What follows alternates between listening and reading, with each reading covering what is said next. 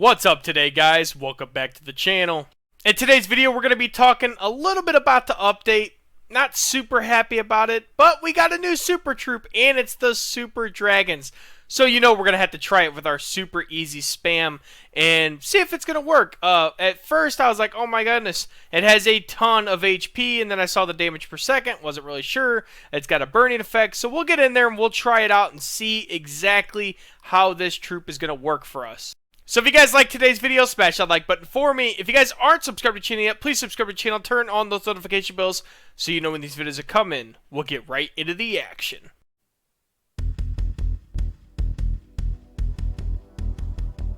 So this update consisted of 6 things. We had upgrade levels to the Elixir Collector, Gold Mine, and Dark Elixir Collectors, which start at Town Hall 12. Obviously, we're 14, so we're going to get those levels as well.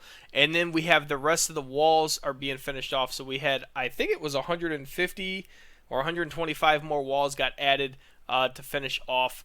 On top of that, we got a new siege machine. It is called the Flame Flinger. It does exactly what the name is. It flings flames and does area splash damage and helps you break through the core of the base.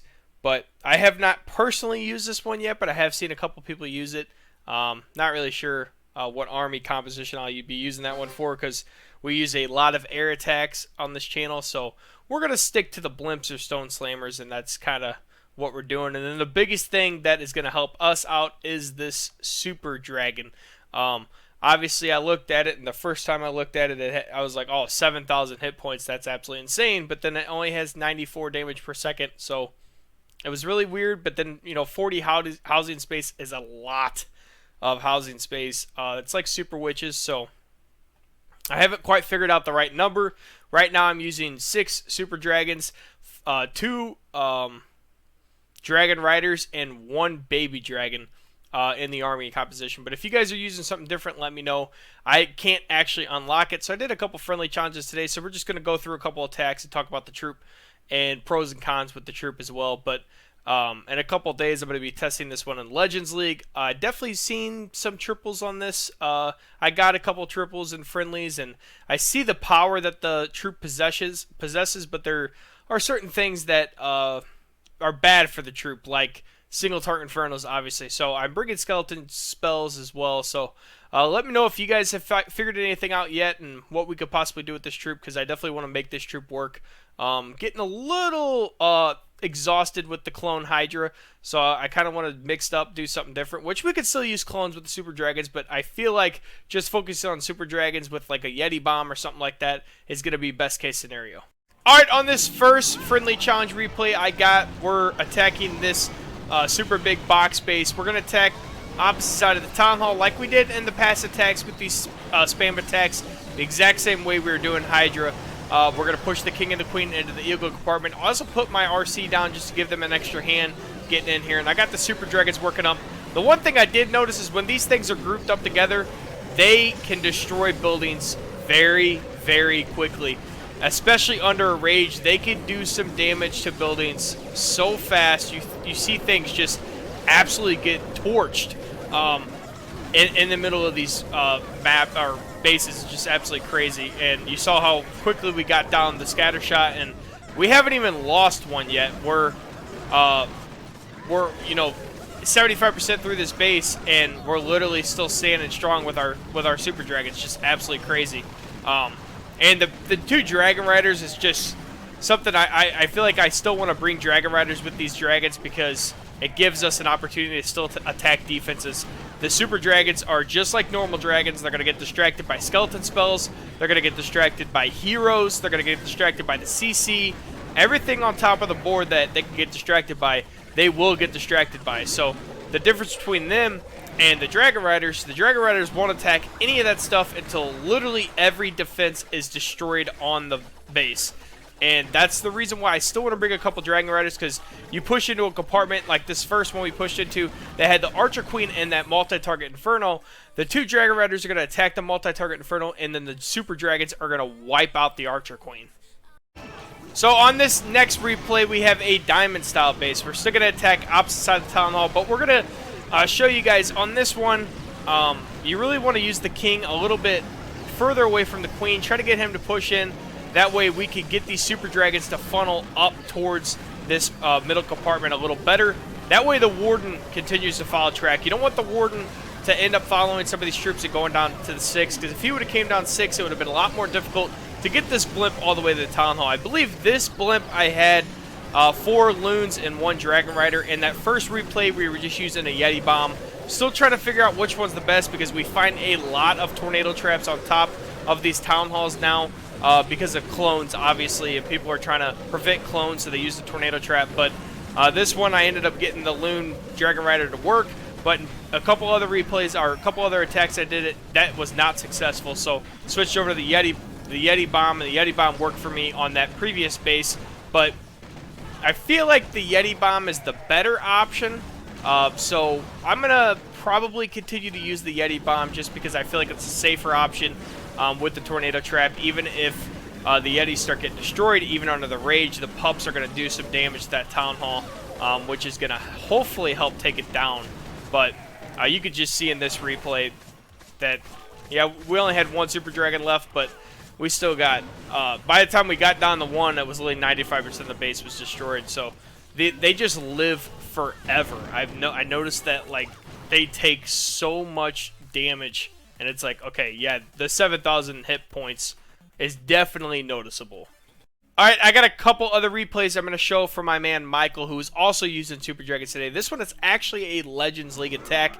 He was using 7 Super Dragons and 2 Baby Dragons. Still a very strong composition.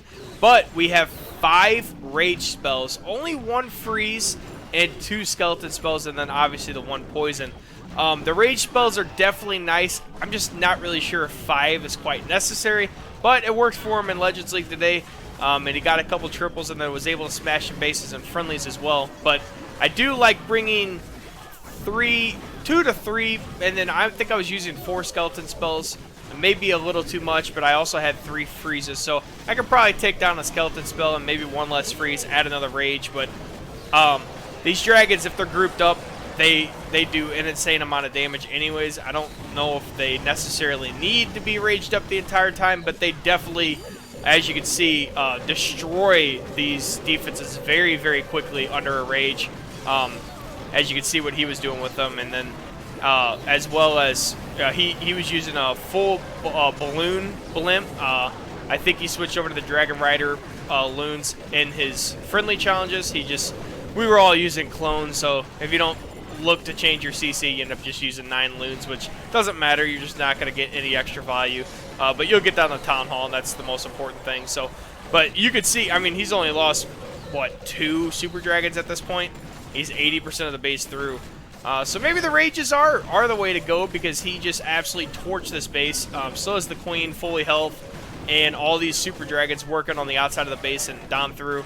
And, I mean, he just absolutely destroyed this base. It wasn't even close, but it just, when they're grouped up like this, how these 4 or 5, however many this is, stayed together this entire time, they're literally one-shotting defenses. And what I mean by that is they all shoot once and the defense goes down.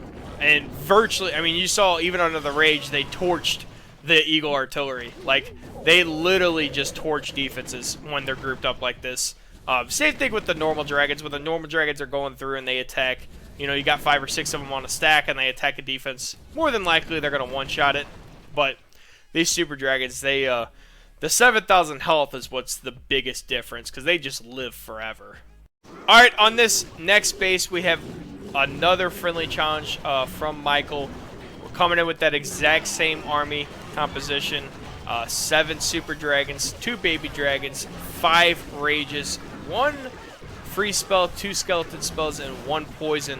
And then obviously we got the blimp to make it to the Town Hall. We're actually doing kind of a super suey into here. We've got both skeleton spells going with our heroes to try to take down this enemy king, get all the way to this Eagle artillery compartment, and not have to worry about it. And then you can see we got the 1 Super Dragon on the outside to kind of funnel for the other ones. And we're just going to push into the core of this base, try to create a little bit of an L-shaped funnel to get these dragons going.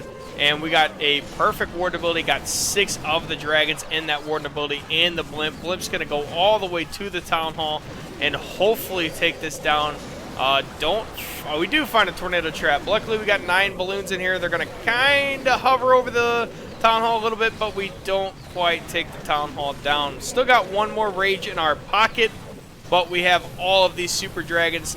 They're going to come up. 1 is actually going to get right on top of the town hall and underneath this rage. I mean, you can just see how quickly he just torched the flame-throwing Infernal Dragon Town Hall. It wasn't even like close. Super Dragon's gonna win that fight underneath the rage. And at this point, we got the queen. We just popped her ability. She just got to take down this Expo, and it's just clean up from here. And it just wasn't really it's not like an overwhelming triple, but it's getting the job done.